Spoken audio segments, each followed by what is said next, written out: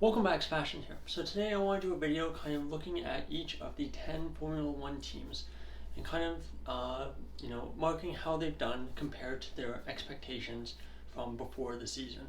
And I'm going to do this kind of in comparison to before winter testing. I think after winter testing you have a pretty good idea of how teams are. So these would be kind of expectations after 2023, kind of leading into 2024. So I got my 10 magnets here for each of the 10 teams, and we're just going to go through them in random order. On the board here I've got above expectations, meets expectations, and below expectations, so pretty standard stuff. So first, McLaren. I think for McLaren I'm going to put them at about just below meets expectations. I think for McLaren, they finished the season last year as generally the second fastest team, although in the last couple of races, Ferrari were fighting head-to-head with them for that spot. This season, I think they've been solidly the third best team. Haven't really challenged Ferrari for that number 2 spot, and I think so they'll be a bit disappointed with that. That being said, you can also make an argument that with how aggressive their upgrades were in the second half of last year, it would be understandable for them to start the season off a bit slow like they did last year and the year before. That being said, I put them pretty close to meet expectations. Next we have Aston Martin. For Aston Martin, I would say meets expectations as well. Second half of the season went pretty poorly for them, especially with the failed upgrades that they brought over the summer. And towards the second half of the season, they were consistently the 5th fastest team. That being said, and I think for many, myself included, I think the expectation was that they would probably be in that same spot to start the season, barring some kind of miraculous improvement like they had from the winter of 2022 up till 2023. Alright, next we have Red Bull. So for Red Bull, I'm going to actually put them slightly above expectations.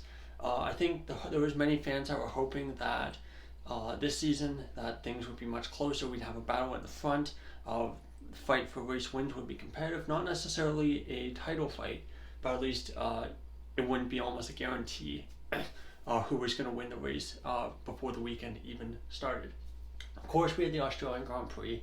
That was kind of a fluke and due to mechanical issues for Verstappen's Red Bull.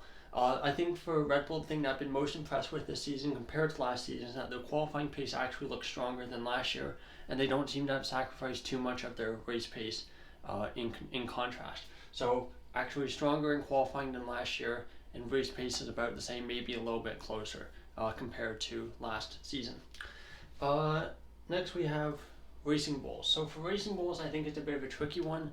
I think compared to 2023, I would put them above expectations compared to, I think, where we knew they could be, given that they were going to be using a lot more Red Bull parts. I think there was some expectation that they would be a bit further up the field.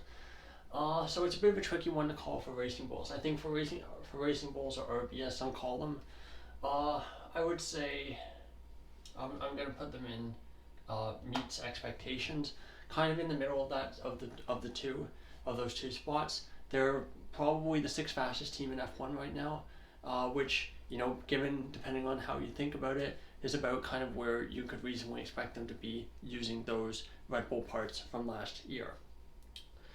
Alright, next we have Sauber. So for Sauber, it's a bit of a tricky one. I would say slightly below expectations. For Sauber, last season was a bit of a slog, not particularly strong in qualifying or in race pace. 2 okay drivers, I guess. But for Sauber, I don't think there were a ton of expectation for this season. That being said, I do feel like of that bottom 5 group, they are one of the lowest teams. They're one of the lowest teams in that group, particularly in qualifying. Although that being said, with how their pit stops have gone so far this season, I think you can definitely put them below expectations. Alright, this is going to be an easy one. Next is Alpine. So for Alpine, we're going to put them at the bottom of the board in their own little corner. So for Alpine, absolutely disaster to start the season. They've routinely been the slowest car in qualifying. I think if you average the first 4 races, They've been on average 1.7 seconds off pole. Last season, it was below 1 second, I believe 0.8 seconds there. So they basically lost a second compared to the pole time, which is absolutely horrific in modern F1. Yeah, they're very slow in the straights. They're slow in the corners, overweight.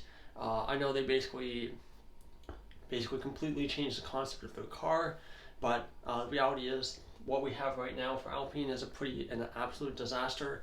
Last year they were sixth fastest team in basically no man's land by themselves, and this year they're at the bottom of that second pack. And yeah, they're not really fighting for points. They might get some points if they get upgrades or if there's a crazy race coming up. But yeah, a pretty disastrous start to the season for Alpine. For Mercedes, I would also put them below expectations. I think for Mercedes, I think there was some hope that they would be not necessarily fighting Red Bull, but definitely fighting Ferrari and being in the mix for being that second strongest team. And as of right now, I would say they're a fourth or fifth fastest team. They look atrocious in high-speed corners. We saw it in Saudi Arabia. Japan wasn't much better.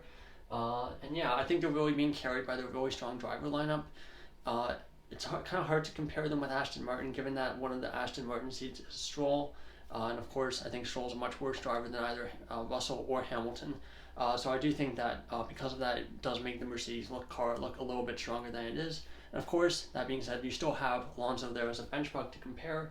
But nonetheless, Mercedes, I think, are well below Ferrari and below McLaren on most circuits as well. All right, next we got Williams. For Williams, I think is a tough one. For Williams, I think I'm going to put them a bit close to Sauber, a bit below expectations. I think their jump from 2022 to 2023 was quite strong and surprised many people, myself included. And I think there was some expectation that we would have a similar kind of jump up here, and that they would possibly be that strongest team in what was the bottom four last year, not including Alpine.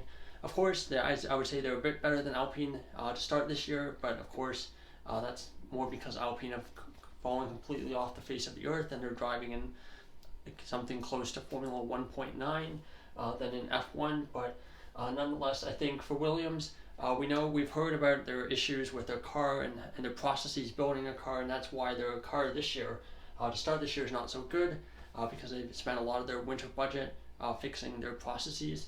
But still, nonetheless, for Williams, not a great start to the year, especially the fact that they had to pull Sargent out of the Grand Prix in Australia because they only had one chassis.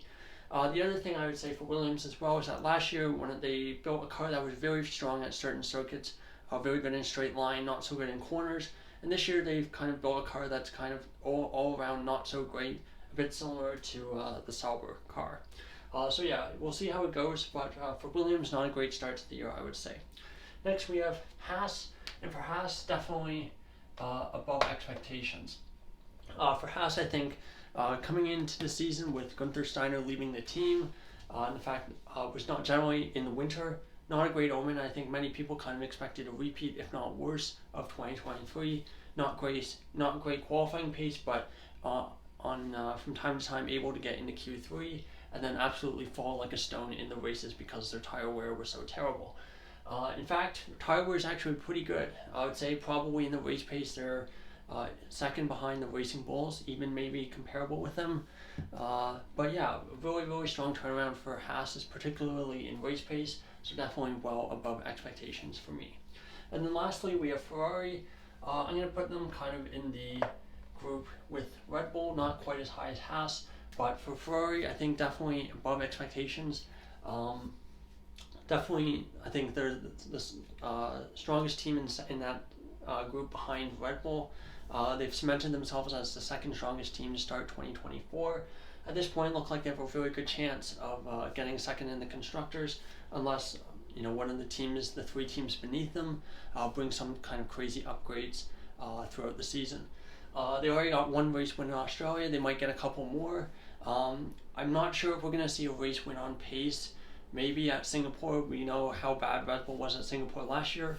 But Ferrari, they may need to require issues for Verstappen and Perez to be able to get a couple more wins. But that being said, I think it's a really good platform to build on, especially for 2025.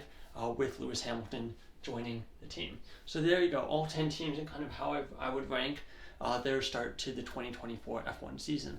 These are my kind of quarterly reviews. I'll be doing that probably after Miami or perhaps after China. This is just kind of an informal look at kind of how I feel each team is doing relative to the expectations of those teams coming into the 2024 F1 season. So thank you so much for watching, and goodbye.